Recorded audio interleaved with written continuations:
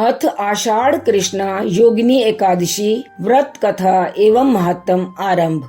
धर्मराज युधिष्ठिर भगवान श्री कृष्ण को नमस्कार कर कहने लगे कि महाराज, मैंने ज्येष्ठ शुक्ला एकादशी के व्रत का महत्तम सुना है। अब कृपा करके आषाढ़ कृष्णा एकादशी की कथा का वर्णन करें। इस एकादशी का क्या नाम है तथा क्या महत्तम है, सो सब कृपा करके वर्णन कीजिए। श्री कृष्ण भगवान कहने लगे, हे राजन, आषाढ़ कृष्णा एकादशी का नाम योगिनी एकादशी है। इसके व्रत से समस्त पाप नष्ट हो जाते हैं। यह इस लोक में भोग और परलोक में मुक्ति देने वाली है। यह तीनों लोकों में प्रसिद्ध है। मैं तुमसे पुराणों में वर्णन की हुई कथा कहता हूँ, सो तुम ध्यान पूर्वक सुनो। स्वर्ग धाम की अलकापुरी नामक नगरी में कुबेर नाम का एक राजा रहता था। वह शिव भक्त था और प्रतिदिन शिव की पूजा किया करता था।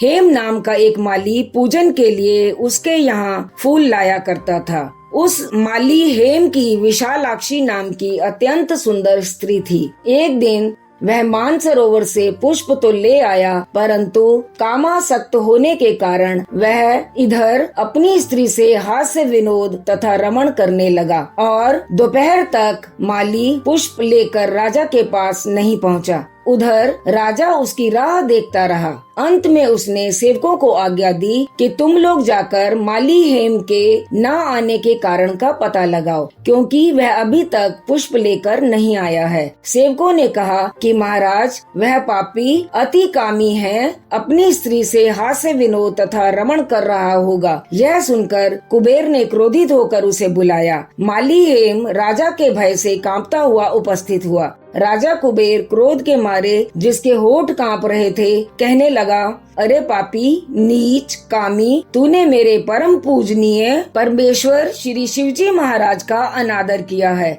इसलिए मैं तुझको श्राप देता हूँ कि तू स्त्री का वियोग सहेगा और मृत्यु लोक में जाकर कोढ़ी होगा।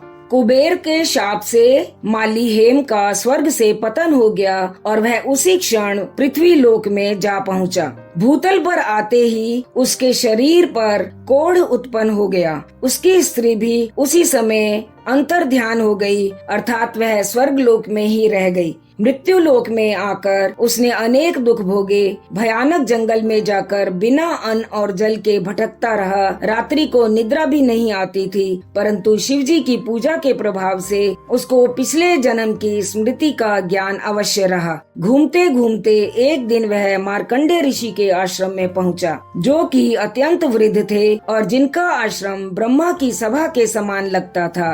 माली हेम वहां जाकर उनके पैरों में गिर पड़ा। उसको देखकर मार्कंडे ऋषि बोले कि ऐसा कौन सा पाप किया है जिसके प्रभाव से तू कोढ़ी होकर महान दुख भोग रहा है। माली हेम कहने लगा कि मैं कुबेर का सेवक माली हेम हूँ। मैं राजा की पूजा के लिए नित्य प्रति पुष्प लाया करता था। एक दिन अपनी स्त्री के साथ विहार करते और रमण करते देर हो गई। दोपहर तक पुष्प लेकर नहीं पहुंच सका, तो उन्होंने मुझे श्राप दे दिया कि तुझे स्त्री का वियोग होगा और मृत्यु लोक में जाकर कोढ़ी बनकर दुख भोगेगा। इस श्राप से मैं कोढ़ी होकर अत्यंत दुख भोग रहा हूँ। अतः आप कोई ऐसा उपाय बताएं जिससे मेरा यह दुख दूर हो जाए। इस पर मार्कंडे ऋषि बोले कि तूने मेरे सम्मुख चूंकि सत्य वचन कहे हैं, इसलिए मैं तेरे उद्धार के लिए एक व्रत बताता हूँ। यदि तू आषाढ़ मास के कृष्ण पक्ष की योगिनी नाम की एकादशी का विधि पूर्वक व्रत करेगा तो तेरे सब पाप नष्ट हो जाएंगे। यह सुनकर माली हेम ने अत्यंत प्रसन्न होकर ऋषिवर को साष्टांग प्रणाम किया। मुनि ने उसको अत्यंत स्नेह के साथ उठाया। माली हेम ने मुनि के कथनानुसार विधि पूर्वक योगिनी एकादशी का व्रत किया और इसके प्रभाव से श्राप मुक्त हो गया और स्वर्ग लोक में आकर अपनी स्त्री के साथ विहार करने लगा। हे राजन, यह योगिनी एकादशी का व्रत 88,000 ब्राह्मणों को भोजन कराने के बराबर फल देता है। अतः इस व्रत से समस्त पाप दूर हो जाते हैं और अंत में स्वर्ग की प्राप्ति होती है। इति श्री आषाढ़ कृष्णा योगिनी एकादशी व्रत कथा एवं महत्तम संपूर्ण। विष्णु भगवान की जय।